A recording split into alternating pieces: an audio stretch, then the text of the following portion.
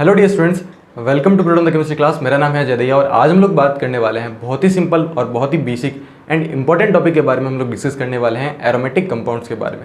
देखो, aromatic compound से previous year में बहुत सारे क्वेश्चंस पूछे गए हैं एंड इस साल भी नीट के अंदर अगर आप लोगों ने पेपर देखा है तो उसके अंदर भी एरोमेटिक से रिलेटेड क्वेश्चन पूछा गया था। बहुत ही सिंपल सा मॉलिक्यूल को देखो और आंसर निकालो।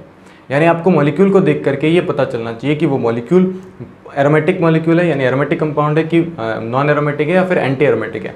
आपको बस अगर ये चीज़ आती है, आपको ये तरीका आता है मॉलिक्यूल को देख करके उसके एरोमेटिक, नॉन एरोमेटिक और एंटी एरोमेटिक कैरेक्टर को डिसाइड करना, देन आप लोग उस क्वेश्चन को बहुत ही सिंपल तरीके से 30 सेकंड के अंदर भी, 30 सेकंड से कम सेकंड्स में भी उसको सॉल्व कर सकते हैं। तो मैं आज आपको सिखाऊंगा, अगर आपको ये नहीं आता है कि aromatic compound, non aromatic compound और एंटी एरोमेटिक कंपाउंड को कैसे आइडेंटिफाई करा जाए, तो आप इस पूरी वीडियो को देख सकते हो, जिसके अंदर हम लोग पूरा डिटेल में डिस्कशन करेंगे कि कैसे किसी मॉलिक्यूल को देख करके हम ये डिसाइड कर सकते हैं कि वो जो मॉलिक्यूल दिया गया है आपको वो एरोमेटिक है या फिर नहीं है। एंड इसके लिए अगर हम बात करें कि बहुत सारी चीज़ें जो है वो आपको थोड़ा सा ध्यान में रखना पड़ेगा एंड हम लोग वैरायटी ऑफ क्वेश्चन जो है वो सॉल्व करेंगे।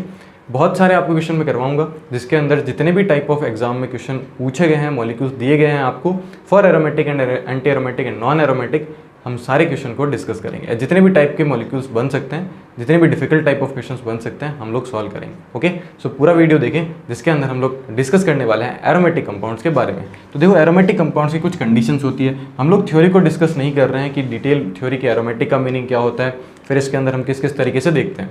हम सिर्फ और सिर्फ पॉइंट टू पॉइंट बातें करेंगे एंड आपको वो पॉइंट याद रखना है। अगर आप वो पॉइंट याद रखते हैं, मॉलिक्यूल को देखो, उस पर अप्लाई करो एंड आपका जो है आंसर आराम से निकल जाएगा।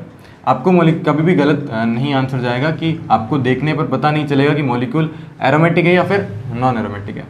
अब देखो, सबसे पहले अगर मैं बात करूँ तो जो फर्स्ट अपने पास में कंडीशन आती है वो आता है कि हक्कल रूल फॉलो करना चाहिए। Huckel's rule follow. अब हक्कल्स रूल क्या कहता है? हक्कल रूल कहता है अगर किसी कंपाउंड में 4n+2 पाई इलेक्ट्रॉन्स हैं, कौन से रूल्स हैं? 4n+2 पाई इलेक्ट्रॉन्स है तो उसको हम लोग क्या बोलेंगे? हक्कल रूल बोलेंगे। ये इसका जनरल सा स्टेटमेंट है। डिटेल हम लोग एक्सप्लेनेशन नहीं कर रहे, पूरा थ्योरी वाइज नहीं जा रहे। मैं आपको पहले ही बोल रहा हूँ, आपको तो बस एग्जाम में ये पता होना चाहिए कि अगर मॉलिक्यूल आया है तो एरोमेटिक है या एंटी एरोमेटिक है या फिर नॉन एरोमेटिक है। क्लियर है? अगला रूल अगर मैं बात करूँ, क्या एक ही कंडीशंस को अगर हम अप्लाई करें तो आंसर निकल सकता है? तो बिल्कुल भी नहीं है। आप ये गलती ना करें कि एक ही कंडीशन को याद रखें और एक ही कंडीशन को ही यूज़ करना स्टार्ट कर दें।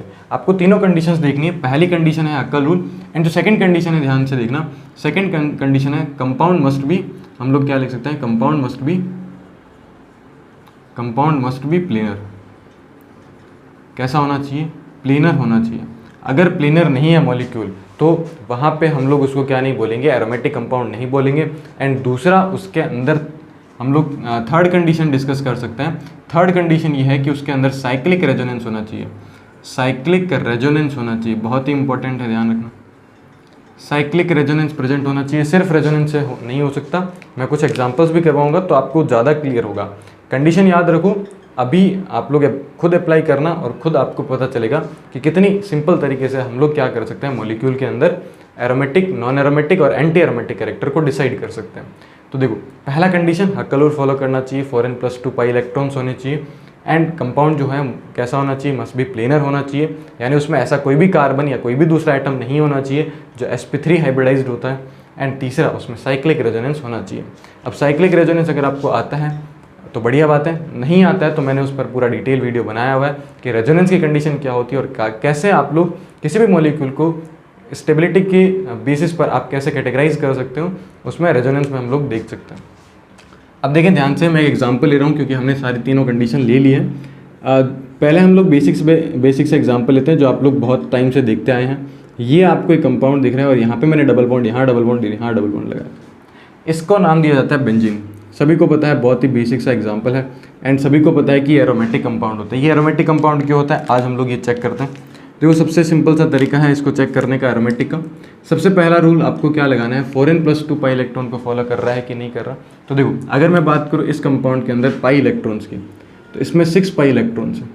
कितने इलेक्ट्रॉन्स हैं? 6 पाई इलेक्ट्रॉन्स हैं। अगर ये 6 पाई इलेक्ट्रॉन्स हैं तो मुझे n की वैल्यू कितनी रखनी पड़ेगी? n की वैल्यू मुझे 1 रखनी पड़ेगी। अगर मैं n की वैल्यू 1 लिखूंगा तो यहाँ पे देखो, ये पूरा का पूरा सेट होगा 4 × 1 प्लस क्या आएगा? 2 पाई इलेक्ट्रॉन्स। और ये किसके इक्वल आ जाएगा? ये 6 पाई इलेक्ट्रॉन्स के इक्वल आ जाएगा। अभी हम लोग बेसिक एग्जांपल कर रहे हैं, इसीलिए मैं आपको इतना डिटेल में बता रहा हूँ। बाकी तो मॉलिक्यूल को देखते ही आंसर मैं निकालना सिखा दूंगा आपको। तो देखें ध्यान से, ये कंपाउंड हमें दे रखा है। इस कंपाउंड के अंदर पहली कंडीशन हम लोग चेक कर चुके हैं। सेकंड कंडीशन आप ये देखो, ऐसा कोई कार्बन आपको दिख रहा है जो कि sp3 हाइब्रिडाइज्ड है? बिल्कुल भी नहीं है। ये वाला कार्बन, ये वाला कार्बन, ये वाला कार्बन, ये कार्बन, ये कार्बन, ये कार्बन, ये सारे कार्बन कैसे हैं? ये सारे कार्बन sp2 हाइब्रिडाइज्ड है। sp2 कार्बन है इसके अंदर। एंड हम लोग ये बोल सकते हैं कि मॉलिक्यूल जो है, यानी जो कंपाउंड है बेंजीन, ये कैसा है? ये प्लेनर है। तो सेकेंड कंडीशन को भी फुलफिल कर रहे हैं। थर्ड अगर हम बात करें, इस कंपाउंड में साइक्लिक रेजोनेंस प्रेजेंट है। साइक्लिक रेजोनेंस, अब साइक्लिक रेजोनेंस इसमें कैसे हो रहा है? तो देखो, डबल सिंगल है ना, आप लोग इस तरीके से चेक कर सकते हैं। यानी डबल बॉन्ड दूसरे डबल बॉन्ड के साथ कॉन्जुगेशन में है। कॉन्जुगेशन का मतलब क्या होता है? इस तरीके से इसमें रेजोनेंस हो सकता है। एंड अगर इसमें रेजोनेंस हो सकता है तो इसमें साइक्लिक रेजोनेंस है, यानी ये तीनों कंडीशन को फुलफिल कर रहा है। और अगर ये तीनों कंडीशन को फुलफिल कर रहा है तो बिल्कुल ये जो कंपाउंड होगा ये कैसा होगा? कंपाउंड मस्ट बी एरोमेटिक, और ये एरोमेटिक है। ठीक है, तो ये कंपाउंड कैसा हो गया? ये कंपाउंड एरोमेटिक कंपाउंड हो गया। तो ये तो बात रही कि जो हमारे पास में मॉलिक्यूल है ये नॉर्मल न्यूट्रल मॉलिक्यूल है, इस पर कोई चार्ज नहीं है। अगर मैं चार्ज क्रिएट कर दूँ तो क्या होगा? तो देखें ध्यान से, सिंपल एक और तरीका हम लोग देखते हैं। आपको ये वाला मॉलिक्यूल दिया गया और यहाँ पे क्या लिखा गया? डबल बॉन्ड लगाया गया और इस पर क्या रखा गया? पॉजिटिव चार्ज रखा गया। तो देखो सिंपल सा तरीका, वापस से हम लोग वो चीज़ें देखते हैं कि किस तरीके से कंपाउंड जो है एरोमेटिक होगा, एंटी एरोमेटिक होगा या फिर नॉन एरोमेटिक होगा। तो सिंपल सा तरीका है। ये सबसे पहले आप लोग ये चेक करें कि क्या इसमें 4n+2 पाई इलेक्ट्रॉन रूल लगता है? तो बिल्कुल इसमें हम लोग लगा सकते हैं। तो देखो n की वैल्यू को अगर मैं 0 ले लेता हूँ तो यहाँ पे 2 पाई इलेक्ट्रॉन्स हैं, तो इसके पास में 2 पाई इलेक्ट्रॉन्स हैं। ठीक है, यानी सिंगल बॉन्ड है इसके पास में। अब अगर हम बात करें कि sp2 कार्बन है कि नहीं है, तो सारे के सारे कार्बन sp2 कार्बन है। दूसरा अगर मैं इसमें बात करूँ आपसे, तो देखो बहुत ही सिंपल सा साइक्लिक रेजोनेंस इसमें होगा, क्योंकि पॉजिटिव के साथ में डबल बॉन्ड जो है वो कॉन्जुगेशन में है। अगर आपको रेजोनेंस नहीं आ रहा है, मैं आपको बोल रहा हूँ कि आप रेजोनेंस जो है वो पहले पढ़ लें, जिससे कि आपको बहुत अच्छे से समझ में आ जाएगा कि किस तरीके से मॉलिक्यूल्स के अंदर डबल बॉन्ड जो है वो रोटेट करते हैं और रेजोनेंस को एक्सप्लेन करा जाता है किस तरीके से क्या चीज़ें होती है।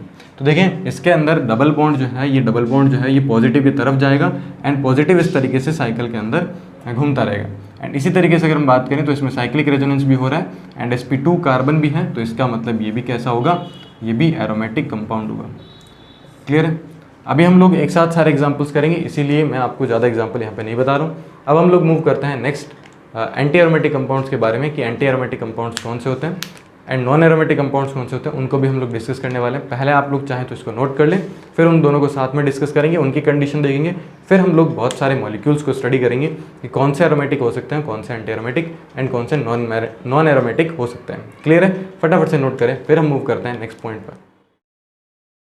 तो चलिए अब हम बात करते हैं anti aromatic and non aromatic compound के बारे में कि ये जो दो कंपाउंड्स हैं वो क्या होते हैं और किस तरीके से हम लोग इनको आइडेंटिफाई कर सकते हैं। तो देखिए नेक्स्ट हमारे पास में आता है, एक तरफ मैं लिख देता हूँ एंटी एरोमेटिक, एक तरफ हम लोग लिख देंगे एंटी एरोमेटिक और दूसरी तरफ हम लोग लिख देंगे नॉन एरोमेटिक। देखो सबसे पहले हम लोग बात करते हैं एंटी एरोमेटिक के बारे में। तो बहुत ही सिंपल है, एंटी एरोमेटिक क्या होते हैं इस तरीके को हम लोग देख सकते हैं। देखिए सबसे पहले हम बात करते हैं एंटी एरोमेटिक के बारे में। तो जो एंटी एरोमेटिक है, देखो नाम से पता चल रहा है कि जस्ट इसका रिवर्स होगा, लेकिन कुछ चीज़ें सिमिलर भी होगी। जैसे फॉर एग्जांपल पहला अगर हम बात करें कि ये हक्कल रूल्स को फॉलो नहीं करेगा, ये फॉलो करेगा 4n पाई इलेक्ट्रॉन रूल को। ये क्या करेगा? 4n पाई इलेक्ट्रॉन रूल को फॉलो करेगा, यानी इसके अंदर 4n पाई इलेक्ट्रॉन्स रूल होने चाहिए। दूसरा अगर मैं बात करूँ आपको यहाँ पे, तो सिंपल सा तरीका है, इसमें भी साइक्लिक रेजोनेंस होगा, बट उससे पहले अगर मैं बात करूँ यहाँ पे, तो कंपाउंड ये भी कैसा होगा? Compound must be planar. ये भी कैसा होगा? कंपाउंड कैसा होना चाहिए? प्लेनर होना चाहिए। एंड थर्ड अगर मैं बात करूँ, इसमें भी साइक्लिक रेजोनेंस तो होना ही चाहिए, साइक्लिक रेजोनेंस प्रेजेंट। तो साइक्लिक रेजोनेंस होना चाहिए, यानी तीनों कंडीशन है इसमें भी। लेकिन एरोमेटिक और एंटी एरोमेटिक अगर हम बात करें तो इसमें से एक कंडीशन डिफर करती है, जो कि उसमें हक्कल रूल था, यहाँ पे 4n पाई इलेक्ट्रॉन था, वहाँ पे अगर आप बात करें 4n+2 पाई इलेक्ट्रॉन्स रूल था। अब बात करें नॉन एरोमेटिक की। देखो सिंपल से, एक तो हो गया एंटी एरोमेटिक, एक हो गया एरोमेटिक। जो एरोमेटिक भी नहीं है, जो एंटी एरोमेटिक भी नहीं है, बचे हुए कौन से? तो सारे के सारे जो ना तो एरोमेटिक हो सकते हैं ना ही एंटी एरोमेटिक हो सकते हैं, उन सभी को हम लोग किस में कंसीडर करेंगे, नॉन एरोमेटिक कंपाउंड्स में कंसीडर करेंगे। तो इसकी कोई डेफिनेशन या फिर कोई चीज़ें आपको याद रखने की ज़रूरत नहीं है, आप तो बस एरोमेटिक चेक कर लो और एंटी एरोमेटिक चेक कर लो। अगर आप एरोमेटिक और एंटी एरोमेटिक नहीं मतलब आपको ये लगता है कि वो एरोमेटिक भी नहीं है, एंटी एरोमेटिक भी नहीं है, इसका मतलब वो कैसा होगा, एरोमेटिक कंपाउंड होगा। ठीक है, और वैसे हम लोग एग्जांपल करेंगे तो मैं एग्जांपल से ज़्यादा क्लियर कर पाऊंगा कि नॉन एरोमेटिक कब आपको किस तरीके से बताना है। क्लियर है। एंड अगर हम कुछ चीज़ें इसमें और ध्यान से देखें तो ये हो गया हमारे पास में एंटी एरोमेटिक का। एक स्टेबिलिटी ऑर्डर भी आता है जो कि आपको पता होना चाहिए। कई बार पूछ लिया जाता है कि आपको 4 कंपाउंड दे देंगे और बोलेगा इनमें से कौन सा ऐसा कंपाउंड है जो ज़्यादा स्टेबल है। तो आपको ये चेक करना है कि अगर उसमें एरोमेटिक, नॉन एरोमेटिक और एंटी एरोमेटिक का ये इनडायरेक्ट क्वेश्चन होते हैं। तो देखो सिंपल सा अगर हम बात करें स्टेबिलिटी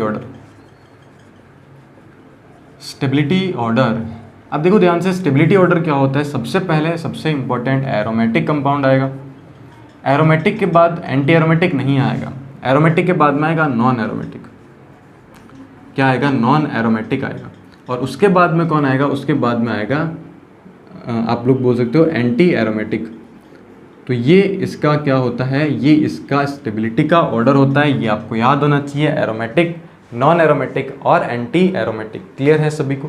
अब हम लोग कुछ एग्जांपल्स करेंगे, वो सारे एग्जांपल्स बहुत ही इंपॉर्टेंट एग्जांपल है। मैं सारी वैरायटी ऑफ क्वेश्चंस जो हैं उनको कवर करने की कोशिश करूंगा। कुछ एग्जांपल्स आप लोग खुद से करेंगे, कुछ एग्जांपल्स मैं आपको सॉल्व करूंगा। ओके, तो फटाफट से आप इसको नोट करें, फिर हम मूव करते हैं बहुत ही इंपॉर्टेंट एग्जाम्पल्स के बारे में। ओके, तो हम बात करते हैं कि आपको बहुत सारे एग्जाम्पल दिए गए हैं, ऑलमोस्ट 25 एग्जाम्पल हैं। देखो ऑलमोस्ट क्या 25 एग्जाम्पल हैं, इन 25 एग्जाम्पल्स में से कुछ एग्जाम्पल्स आप खुद करेंगे, कुछ एग्जाम्पल्स मैं करवाऊंगा आपको यहाँ पे। तो इससे आपको क्या होगा कि सारे के सारे जितने भी आपके डाउट्स हैं एरोमेटिक कंपाउंड से रिलेटेड वो सारे सॉल्व हो जाएंगे।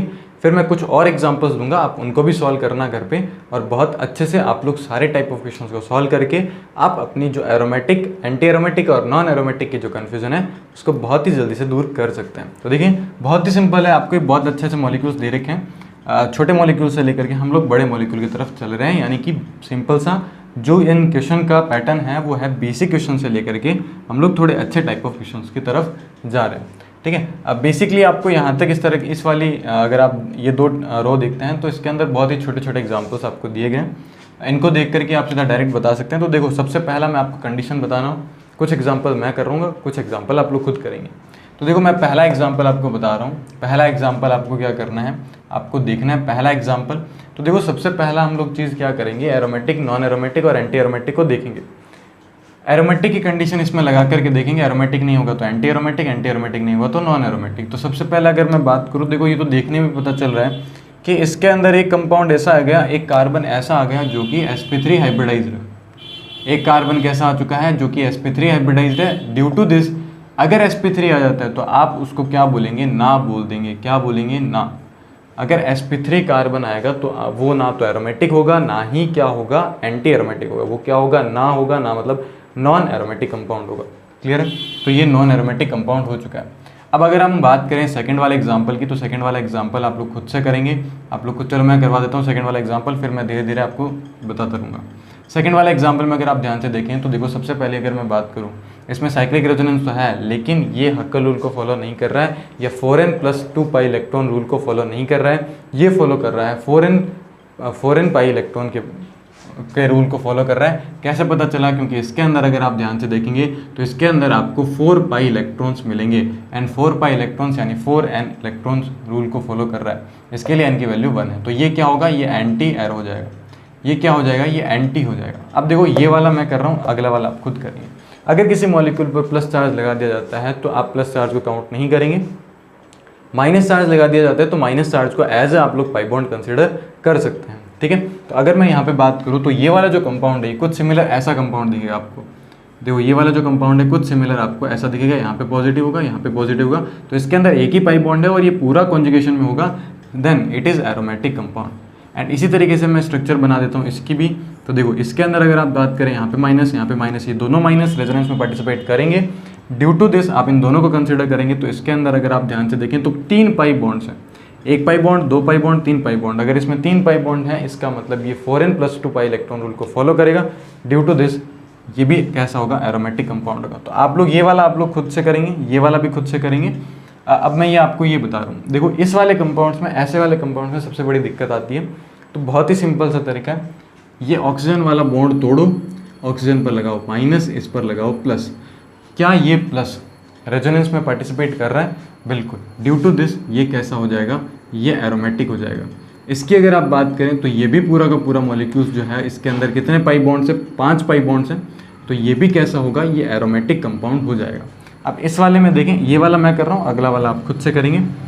ये वाले में ध्यान से देखें तो अगर आप बात करें ऑक्सीजन पर, तो सर 2 लोन पेयर है, तो लोन पेयर में हम दोनों को ही काउंट करेंगे या एक को काउंट करेंगे? तो सिंपल सा रूल है, अगर एक ही लोन पेयर रेजोनेंस में पार्टिसिपेट कर रहा है देन आप लोग एक ही काउंट करेंगे। दोनों पार्टिसिपेट कर रहे हैं तो दोनों को यूज़ करेंगे। बट बेसिकली एक ही एटम के 2 लोन पेयर कभी भी रेजोनेंस में एक साथ पार्टिसिपेट नहीं करते हैं। तो ये एक जो रेजोनेंस है, सॉरी एक जो लोन पेयर है यही पार्टिसिपेट करेगा। तो ड्यू टू दिस इसके अंदर भी 3 पाई बॉन्ड्स हो जाएंगे, और 3 पाई बॉन्ड होने की वजह से ये कैसा होगा, ये एरोमेटिक कंपाउंड्स हो जाएगा।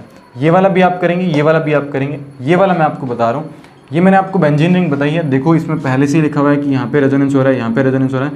यानी बेसिकली अगर आप बात करें कि यहाँ पे डबल बॉन्ड है, तो बेंजीन में जो रेजोनेंस होता है वैसा ही है। सो ये भी एरोमेटिक कंपाउंड ही है, आप इसको खुद करेंगे। ये वाला मैं आपको फिर से बता देता हूँ, वैसे तो सिमिलर यही है। अगर आप इसको बॉन्ड को तोड़ेंगे, सो यहाँ पे नेगेटिव, यहाँ पे पॉजिटिव, और इस जो साइक्लिक रिंग है इस पर अगर हम पॉजिटिव बना दें तो ये भी कैसा हो जाएगा, ये एरोमेटिक हो जाएगा। ये वाला आप खुद करेंगे, ये वाला खुद करेंगे। खुद वाले आपको मैं टिक लगा देता हूँ, वो आप खुद से करेंगे, ठीक है। और खुद से प्रैक्टिस करके ये देखेंगे, ये भी खुद करेंगे, ये भी खुद करेंगे। ये तो सिंपल है, 9 कार्बन की स्ट्रक्चर बनाओ, B3N3H6, ये आप लोगों ने पढ़ा होगा इनऑर्गेनिक केमिस्ट्री में, तो वहाँ पे भी आप लोग देख सकते हो, इसकी स्ट्रक्चर आप बना सकते हो। अब इसकी अगर मैं बात करूँ तो देखो ये है फ्यूज्ड, सॉरी नॉट फ्यूज्ड, ये है isolated benzene ring. Isolated benzene rings जो होती है वो एक दूसरे से आइसोलेटेड होती है, लेकिन दोनों कनेक्टेड होती है। तो इसके अंदर अगर आप बात करो, ये वाला अलग से होगा, ये वाला अलग से होगा, फिर ओवरऑल मॉलिक्यूल को डिस्कस करेंगे। तो देखो इसमें भी एरोमेटिक कैरेक्टर है, इसमें भी एरोमेटिक कैरेक्टर है, लेकिन अगले वाले में अगर आप ध्यान से तो ओवरऑल मॉलिक्यूल तो एरोमेटिक होगा। लेकिन अगर आप 18 वाले में ध्यान से देखें, ये वाली जो रिंग है, ये वाली तो एरोमेटिक है, लेकिन ये वाली जो है ये नॉन एरोमेटिक है। क्यों नॉन एरोमेटिक है? क्योंकि इसमें बहुत सारे ऐसे कार्बन है जो sp3 हाइब्रिडाइज्ड कार्बन है, तो ये ना तो एरोमेटिक हो सकती है, ना ही एंटी एरोमेटिक हो सकती है, तो ये नॉन एरोमेटिक है। लेकिन फिर अगर आप ओवरऑल मॉलिक्यूल की बात करो तो इट विल बिकम एरोमेटिक, तो ये एरोमेटिक हो जाता है, ओवरऑल मॉलिक्यूल एरोमेटिक रहता है। अगर ऐसे कंपाउंड्स आपसे पूछे जाए तो कंफ्यूज नहीं होना है। कई बार आपको कंफ्यूज करके जो साइकिल है उस पर ए और बी लिख के दे देगा, फिर पूछेगा ए वाली एरोमेटिक है, बी वाली नॉन एरोमेटिक है कि क्या है। क्लियर? अब ये वाला सबसे इंपॉर्टेंट, ये वाला अगर आप ध्यान से देखें तो ये वाला कैसा होगा, ये वाला ध्यान रखना, ये वाला ना तो एरोमेटिक होगा, एरोमेटिक तो वैसे भी नहीं हो सकता। एरोमेटिक क्यों नहीं हो सकता? एरोमेटिक इसलिए नहीं हो सकता क्योंकि इसके अंदर foreign plus 2 pi electron rule apply नहीं होता। दूसरा, आपके अकॉर्डिंग ये कैसा होना चाहिए, ये होना चाहिए एंटी, ये आपके अकॉर्डिंग एंटी होना चाहिए, बट मेरे अकॉर्डिंग जो है वो ये नॉन एरोमेटिक होगा। ये क्या होगा? नॉन एरोमेटिक होगा। क्यों? क्योंकि इसमें साइक्लिक रेजोनेंस एब्सेंट होता है। इसमें साइक्लिक रेजोनेंस एब्सेंट इस वजह से होता है क्योंकि ये टब शेप में एग्जिस्ट करता है, और टब शेप में एग्जिस्ट करने की वजह से इसमें साइक्लिक रेजोनेंस हो ही नहीं पाता है। जो ऑर्बिटल्स होते हैं वो 90 डिग्री के अबोव चले जाते हैं, मतलब कि प्लेनर नहीं होते हैं मॉलिक्यूल्स, ठीक है। तो 90 डिग्री पर कभी भी रेजोनेंस नहीं हो पाता है, ये चीज़ ध्यान रखना। तो ये इंपॉर्टेंट एग्जाम्पल है जो मैंने आपको करवा दिया। अब देखो इसमें 2 कंपाउंड्स हैं, इन 2 कंपाउंड्स में से एक को मैं करवाऊंगा, एक आप खुद से करेंगे। तो बताओ कौन सा करें? जो सबसे ज़्यादा डिफिकल्ट है वही कर लेते हैं, जो पहले वाला दिख रहा है। अब ये जो पहले वाला दिख रहा है, अगर आपको टोटोमेरिक फॉर्म नहीं बनानी आती तो ध्यान से देखना, डिटेल वीडियो बनाया हुआ है, आप उसको जा करके भी देख सकते हैं। तो सिंपल सा तरीका है, देखें यहाँ पे आपको क्या चेक करना है, अल्फा हाइड्रोजन चेक करना है। तो ये अल्फा हाइड्रोजन है, यहाँ से आप अल्फा हाइड्रोजन हटा सकते हैं और हाइड्रोजन को हटाओ। तो मैं इसका टोटोमेरिक फॉर्म बना रहा हूँ, कुछ इस तरीके से इसका टोटोमेरिक फॉर्म बनेगा। यहाँ पे तो यही रहेगा और यहाँ पे भी यही रहेगा। मैंने इस वाले को क्या कर दिया है, OH में कंसिडर कर दिया, एंड यहाँ पे अगर आप देखें तो यहाँ पे डबल बॉन्ड बन जाएगा। और अगर यहाँ पे डबल बॉन्ड बन जाएगा तो ये सिंपल सा देखो अगर आप ध्यान से, तो ये एरोमेटिक कंपाउंड बन जाएगा, क्योंकि बॉन्ड तोड़ेंगे तो ये पूरा का पूरा एरोमेटिक कंपाउंड बनेगा। तो ये बन जाएगा आपका एरोमेटिक कंपाउंड। इसको भी आप लोग चेक कर सकते हो, इसी तरीके से टोटोमेरिक फॉर्म बना सकते हो। इसमें अल्फा हाइड्रोजन यहाँ से निकालो, फिर ये इस तरीके से डबल बॉन्ड बन जाएगा। तो देखना आप लोग एरोमेटिक बनेगा, नॉन एरोमेटिक बनेगा, क्या बनेगा। अब इस वाले को भी आप करेंगे, इसके जस्ट नीचे वाला मैं आपको बता रहा हूँ। वैसे ये भी सिंपल है, बट नीचे वाला भी हम लोग कर लेते हैं। देखो अगर आप इस वाले बॉन्ड को ध्यान से तोड़ेंगे तो आप यहाँ पे लेके आओ नेगेटिव चार्ज, यहाँ पे लेके आओ पॉजिटिव चार्ज। इसमें भी आपको ऐसा ही करना है, मैं हिंट दे देता हूँ। इस पर नेगेटिव लेके आओ, इस पर पॉजिटिव लेके आओ। या चाहो तो आप इस पर नेगेटिव ले आओ और इस पर पॉजिटिव ले आओ, ज़्यादा बेटर रहेगा। ठीक है, आप इस वाली रिंग पे नेगेटिव लेके आओ, इस वाली रिंग पे पॉजिटिव लेके आओ। Due to this it will become aromatic. Due to this ये भी क्या होगा, एरोमेटिक होगा। ये वाली देखो इसके कार्बन पर पॉजिटिव आ गया, इसके कार्बन पर नेगेटिव आ गया, तो देखो इसमें 3 पाई इलेक्ट्रॉन्स, इसमें sorry not 3 pi electron, 3 pi bond and इसमें 1 पाई बॉन्ड। ठीक है, तो ये एरोमेटिक होगा। ये वाला इंपॉर्टेंट है, ध्यान रखना ये जो कंपाउंड है ये एरोमेटिक कंपाउंड है। आपको लगेगा कि ये वाला जो है ये तो एस पे से ही होना चाहिए, लेकिन ये ध्यान रखना ब्रिजेड कार्बन है। Due to this it will aromatic, it will become aromatic. ये आपको खुद से करना है। और ये भी मैं आपको बता देता हूँ, ये जो कंपाउंड होगा ये एरोमेटिक नहीं होगा। देखने में लग सकता है एरोमेटिक हो, बट ये एरोमेटिक नहीं है। दूसरा नॉन एरोमेटिक हो सकता है, नहीं हो सकता, बात की बात है। पहले एंटी एरोमेटिक चेक करता है। एंटी एरोमेटिक भी नहीं हो सकता, उसका रीज़न ये है क्योंकि इसमें साइक्लिक रेजोनेंस नहीं हो सकता, क्योंकि ये अबव द प्लेन चला जाता है। ये जो डबल बॉन्ड है ये अबव द प्लेन है। ड्यू टू दिस ये जो मॉलिक्यूल है ये प्लेनर नहीं है, इस वजह से इसको हम लोग क्या बोल देंगे, ना बोल देंगे। तो देखो हम लोगों ने बहुत से अच्छे अच्छे क्वेश्चंस किए हैं। लास्ट में आते आते आगे वाले जो है बेसिक क्वेश्चन है। अब मैं आपको ऐसी वैरायटी ऑफ क्वेश्चन से मिलवाने वाला हूँ जो कि बहुत अच्छे से जेईई एडवांस में आने के चांसेस रहते हैं, जेईई मेंस में भी आने के चांसेस रहते हैं, नीट में भी आने के चांसेस रहते हैं। तो बहुत अच्छे अच्छे क्वेश्चन हैं, उनको हम लोग सॉल्व करते हैं। कुछ क्वेश्चन आप करना, कुछ क्वेश्चन मैं करूँगा वापस से। तब तक आप इसको फटाफट से नोट करें। चलिए अब हम बात करते हैं आगे दूसरे एग्जाम्पल्स के बारे में। तो देखो हम लोगों ने 25 तक कंप्लीट कर लिए हैं। अब हम लोग बात करने वाले हैं 25 से आगे 26 से हम लोग 46 तक चलने वाले हैं। अब बहुत सारे एग्जाम्पल्स हैं, 46 एग्जाम्पल ये आप लोग कर लें। इसमें बहुत अच्छे अच्छे एग्जाम्पल्स भी आपको दिए गए हैं। अगर आप ये सॉल्व कर लेते हैं तो मेरे हिसाब से फिर आपको ये बिल्कुल भी डाउट नहीं रहेगा कि कौन सा कंपाउंड एरोमेटिक है, कौन सा एंटी एरोमेटिक है, कौन सा नॉन एरोमेटिक है। और आप लोग बहुत अच्छे से मॉलिक्यूल को देख करके ये बता सकते हो कि कौन सा कंपाउंड जो दिया गया है कैसे डिसाइड करा जाता है, aromatic, non aromatic, anti aromatic. चलिए हम लोग बात करते हैं 26 नंबर एग्जाम्पल से। तो 26 नंबर एग्जाम्पल आप लोग खुद से करेंगे। 27 में आपको बता देता हूँ, बहुत ही सिंपल है। ये वाली रिंग हम लोग पहले ही देख चुके हैं कि ये एरोमेटिक होती है, ये वाली रिंग भी एरोमेटिक होती है। कैसे होती है, इससे जस्ट पीछे वाले अब एग्जाम्पल हम लोगों ने करा है, तो ये पूरा का पूरा एरोमेटिक हो जाएगा। ये आप लोग खुद से करेंगे, ये भी आप लोग खुद से कर सकते हैं। ये वाला जो कंपाउंड है इसमें अगर आप ध्यान से देखें तो कितने पाई इलेक्ट्रॉन्स हैं, तो 4 पाई इलेक्ट्रॉन्स हैं। तो ड्यू टू दिस ये एंटी एरोमेटिक हो जाएगा। बोरॉन के पास, ठीक है, और बोरॉन के पास में एम्प्टी ऑर्बिटल्स होते हैं, तो इस वजह से रेजोनेंस में पार्टिसिपेट कर सकता है। इसमें अगर आप बात करें तो देखो ऑक्सीजन के पास में लोन पेयर, ऑक्सीजन के पास में लोन पेयर, लोन पेयर एक ही काम आएगा। तो यहाँ पे अगर आप बात करें तो 6 पाई इलेक्ट्रॉन्स हैं। ड्यू टू दिस ये एरोमेटिक होगा। ये आप खुद करेंगे, ये आप खुद करेंगे। अच्छा ये मैं बता दूँ, वैसे ही बताया हुआ है, वैसे कोई दिक्कत वाली बात है नहीं। इसको यहाँ पे पटको, इस पर नेगेटिव चार्ज, इस पर positive charge, it will become aromatic. Aromatic हो जाएगा ये वाला, अगर आप ध्यान से देखें, क्योंकि एक लोन पेयर पार्टिसिपेट करेगा बॉन्ड फॉर्मेशन में। देखूँ तो इसके पास में आराम से एरोमेटिक हो जाएगा। ये वाला खुद से करें, ये वाला खुद से करें, ये वाला भी खुद से करें, ये वाला भी खुद से कर सकते हैं, ये वाला भी खुद से कर सकते हैं। ज़्यादा कोई दिक्कत वाली बात नहीं है, आराम से कर सकते हैं इसको। अब मेरे हिसाब से ऐसे कोई एग्जाम्पल नहीं रहेंगे जो आप लोग खुद से नहीं कर सकते। इसका और इसका मैं आपको बता देता हूँ। एक मैं आपको बता रहा हूँ, ये वाला एरोमेटिक कंपाउंड है। अब यहाँ पे आप लोग सोचेंगे कि सर ये वाला जो कंपाउंड है, ये वाला जो डबल बॉन्ड है, इसको तो ध्यान रखना, ये पेरिफेरल जो आपके पास में डबल बॉन्ड है उसकी वजह से ये एरोमेटिक कंपाउंड बनता है। इस वाले जो पाई बॉन्ड्स होते हैं, ये वाला जो पाई बॉन्ड है, इसको जनरली हम लोग कंसिडर नहीं करेंगे। तो ड्यू टू दिस ये एरोमेटिक हो जाता है। इसी का एक और एस सेम टू सेम आपको नीचे दिया गया है, लेकिन हल्का सा डिफरेंस है। ठीक है, तो आपको ये बताना है कि कौन सा एरोमेटिक होगा। तो देखो पहला वाला मैंने आपको बता दिया है कि एरोमेटिक है। ऊपर वाले की अगर आप बात करें तो ऊपर वाले में ऑक्सीजन से हमें कोई मतलब नहीं है, क्योंकि ऑक्सीजन में वो कभी भी रेजोनेंस में पार्टिसिपेट नहीं करवाएगा। बिना इलेक्ट्रॉन को यूज़ करे यहाँ पे रेजोनेंस हो रहा है, तो ये एरोमेटिक होगा। ध्यान रखना, ये भी क्या होगा, एरोमेटिक होगा। ये वाला आपको खुद से करना है, ये वाला आपको खुद से करना है, ये भी आपको खुद से करना है। ये वाला जो कंपाउंड है इसमें आप लोग ध्यान से देख लें तो ये एरोमेटिक कंपाउंड हो जाएगा। तो ये भी मैंने आपको कर दिया है। तो इस तरीके से आप लोग नॉर्मली क्या कर सकते हैं, बहुत ही बेसिक से एग्जाम्पल है, बहुत ही सिंपल से एग्जाम्पल है।